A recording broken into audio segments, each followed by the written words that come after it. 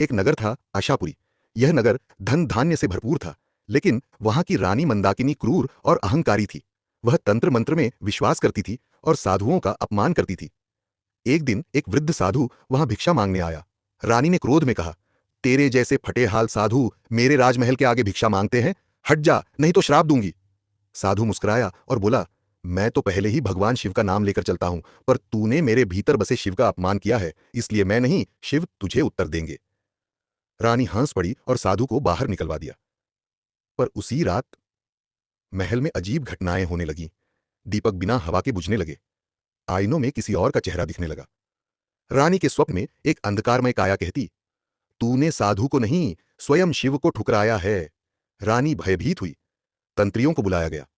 तांत्रिकों ने कहा, यह कोई साधारण श्राप नहीं, यह स्वयं महादेव की महामाया है। केवल भक्ति से ही इससे मुक्ति संभव है। लेकिन रानी ने न माना। उसने तंत्र से भगवान शिव को बंदी बनाने का प्रयास किया। और तब एक रात त्रिशूल की नाद से आकाश फटने लगा। महल कांप उठा। अचानक मंदिर के शिवलिंग से प्रकाश निकला और भगवान शिव स्वयं प्रकट हुए, क्रोधित रुद्र रूप में। उनकी जटाओं से गंगा बह निकली, आंखों से अग्नि निकल रही थी। हे मंदाकिनी, तुझमें भक्ति नहीं, केवल अभिमान है।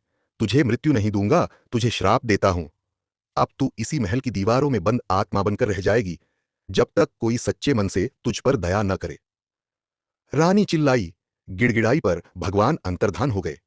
वर्षों बीत गए। नगर उजड़ गया। लोग अशापुरी को शापित नगर कहने लगे। 400 साल बाद एक युवा सन्यासी, नाम था अग्निदेव, हिमालय से तीर्थ करते करते उस खंडहर में पहुंचा। वहां रात को उसे किसी के रोने की आवाज सुनाई दी। दीवार से आ रही थी वह आवाज। वह बोला, जो भी है प्रकट हो, मैं शिव का दास हूं।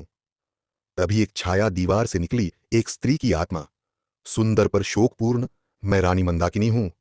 मुझे भगवान शिव ने श्राप दिया है। मुझे मोक्ष चाहिए। अग्निदेव ने तप किया, ओम नमः शिवाय का जाप किया। रात भर शिव की भक्ति और रानी के पश्चाताप के आंसुओं से वहां का वातावरण बदल गया। सुबह सूर्य की पहली किरण के साथ आकाशवाणी हुई, मंदाकिनी का अभिमान अब भक्ति में बदल गया है। वह अब मुक्त है। दीवारें कांपीं और वह आत्मा प्रकाश बनकर आकाश में विलीन हो गई।